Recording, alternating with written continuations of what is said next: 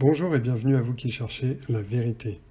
Le discernement est la faculté d'apprécier sainement les choses avec intelligence et sens critique. La Bible déclare dans Romains 12:2 « Ne vous conformez pas au siècle présent, mais soyez transformés par le renouvellement de l'intelligence, afin que vous discerniez quelle est la volonté de Dieu. » Demain, le 15 octobre, nous allons assister au lancement du Pacte mondial de l'éducation. Le pape François a convoqué tous les responsables de l'éducation au niveau mondial, les chefs d'État et les ministres. Sont également inclus les chefs des autres religions, et spécialement le grand imam Ahmad Al-Tayeb, avec qui le pape est devenu très proche. Je trouve quand même étonnant que tous ces chefs, politiques ou religieux, accourent comme des moutons à l'appel de leurs bergers. Le pape est censé s'occuper des catholiques, mais il se donne un statut bien supérieur au sien. Il se prend carrément pour le maître du monde. « Écoutez-moi, et je vous dirai ce que vous allez faire. » Il décrit lui-même son but comme étant l'émergence d'un nouvel humanisme. Pardon, mais en tant que dirigeant de l'Église soi-disant chrétienne, pourquoi son but est-il l'humanisme? Est-ce qu'il n'est pas censé présenter un projet divin?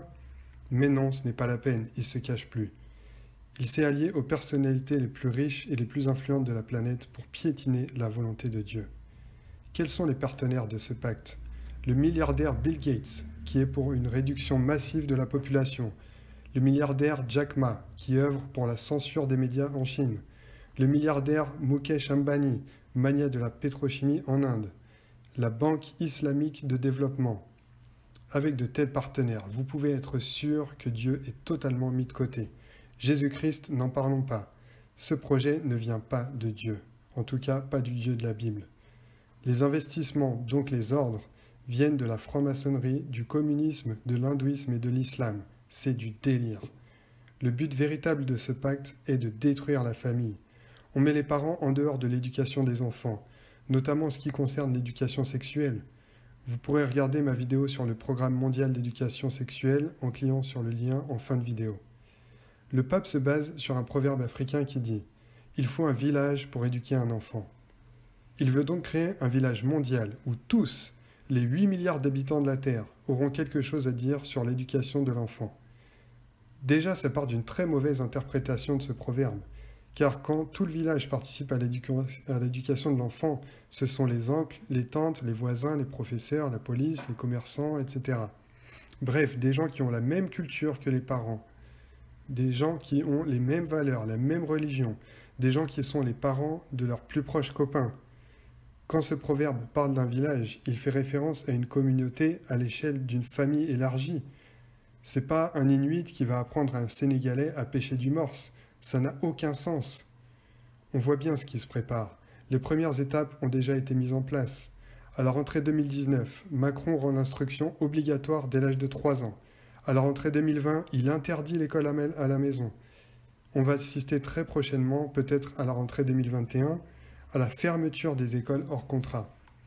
En fait, tout ce qui permettait aux parents de donner aux enfants une éducation alternative à celle promue par la mondialisation, la théorie du genre, la promotion du sexe, de la violence et la baisse constante du niveau culturel, tout ce qui permettait aux enfants d'avoir une éducation saine et protégée vole en éclats.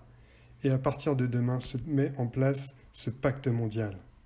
En parallèle, la loi soi-disant bioéthique se met en place. On a la PMA sans père, la création de chimères mi-homme, mi-animal, la recherche sur les cellules souches, l'augmentation de la durée légale d'avortement, jusqu'à 9 mois, suppression de la clause de conscience pour les médecins, conservation des gamètes après un décès pour une GPA, falsification des actes de naissance, où on inscrit 2 mères. Tout ce dont on a besoin pour détruire la famille nucléaire est engagé. À partir du 15 octobre, une nouvelle étape vers la création du gouvernement mondial sera franchie. Une autre étape se prépare en même temps, comme dirait Macron. Une économie mondiale qui commencera lors du grand reset annoncé par Christine Lagarde. Une remise à zéro de l'économie mondiale pour pouvoir tout recommencer.